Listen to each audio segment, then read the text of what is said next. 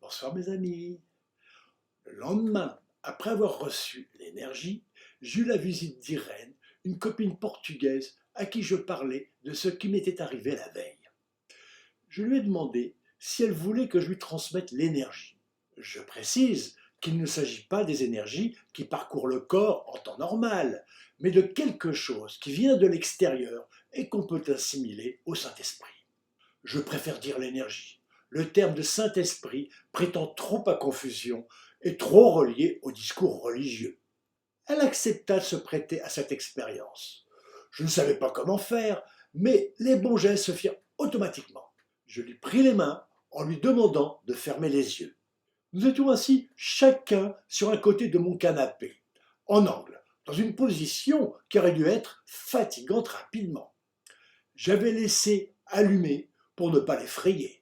Mais plus tard, avec d'autres personnes, on a préféré être dans le noir.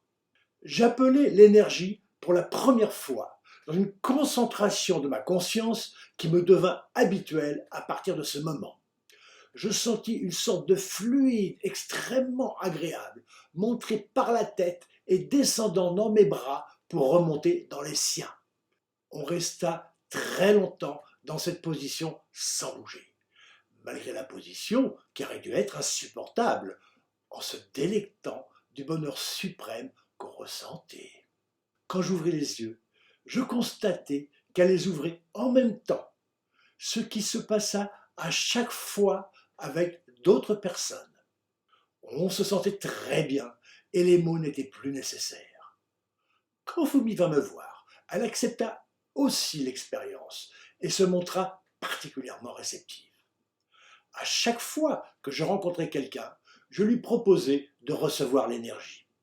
Tous acceptèrent, les femmes se montrant plus réceptives que les hommes, mais ceux-ci le ressentant plus fortement. Cependant, mes anciennes compagnes, que je revoyais, furent complètement réfractaires et ne reçurent rien de perceptible. Je fis beaucoup d'expériences pour transmettre l'énergie. J'essayais l'imposition des mains sur la poitrine ou sur le dos, ça marchait toutes les fois. Ce rite existe toujours dans la religion chrétienne, mais n'est plus qu'une gestuelle sans véritable transmission. Mais je pense qu'au début du christianisme, les gens recevaient fortement cette énergie qui leur donnait la force d'aller au supplice de s'ouvrir aux lèvres. On le voit représenté sur les plus anciennes peintures dans les églises romanes. Ainsi, je la transmis à plusieurs personnes, dont Colette, Ida et beaucoup d'autres au fil du temps. Quand Michiko l'a reçue, elle me parla des autres humains comme si on était dans un autre monde, une autre dimension. Alors que les religieux ne parlent qu'avec gravité et componction du Saint-Esprit, on s'amusait avec l'énergie. En particulier, je la transmis par le regard.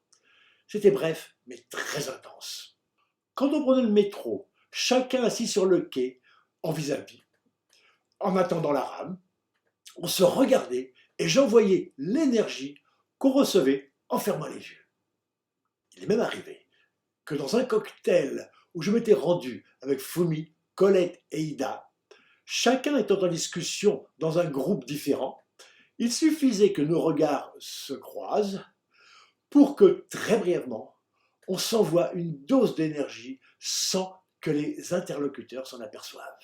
Pour transmettre ou recevoir l'énergie par le regard, il fallait un émetteur et un récepteur passif. J'ai montré à plusieurs personnes comment faire, et elles ont réussi à la transmettre à certains de leurs amis. On a même essayé par le téléphone, en particulier quand Fumi se rendait dans sa famille à Tokyo. Après qu'on lui ait changé les nouvelles, je lui ai demandé de fermer les yeux. Et je lui ai envoyé l'énergie qu'elle recevait aussi fortement que si on était à côté. Pendant plusieurs années, j'ai pu transmettre ce fluide fantastique à beaucoup de personnes, mais j'ai fini par réaliser que ce n'était pas possible de continuer de cette façon un par un. Cela me prenait trop de temps à expliquer. Et surtout, certaines personnes eurent des réactions inamicales en projetant après, sur moi, leur noirceur intérieure. En plus, j'ai constaté que l'inspiration spirituelle qui avait porté mes visiteurs à ce genre d'expérience avait diminué au fil du temps, remplacée par une vision très matérialiste du monde. Finalement, j'ai cessé cette transmission individuelle, remplacée par l'impact que produisent les kaléidoscopes, tableaux cinéma générés par l'extasium. Si on les regarde de la façon que je prescris, on peut espérer atteindre des plans d'extase et de béatitude au bout d'un certain temps, tout en restant chez soi. Revenons à 1965. En rentrant à Paris, je suis allé chez Voir et Connaître pour demander si je ne pouvais pas retourner à Cadaqués, qui m'avait tellement plu. Comme la place était déjà prise, on me proposa de partir avec un groupe d'une dizaine de jeunes de mon âge à Blanes, sur la Costa Brava, au sud et plus proche de Barcelone. Il ne s'agissait plus de petites criques, mais de grandes plages. Arrivé sur place, on apprit que l'hôtel était changé et on se retrouvait dans un autre où personne ne parlait français. Un garçon de notre groupe connaissait l'espagnol et le patron de l'hôtel n'a jamais cru que c'était moi le responsable. Comme on chahutait beaucoup trop à son goût, c'est ce garçon qui se faisait engueuler à ma place, ce qui ne lui plaisait pas du tout.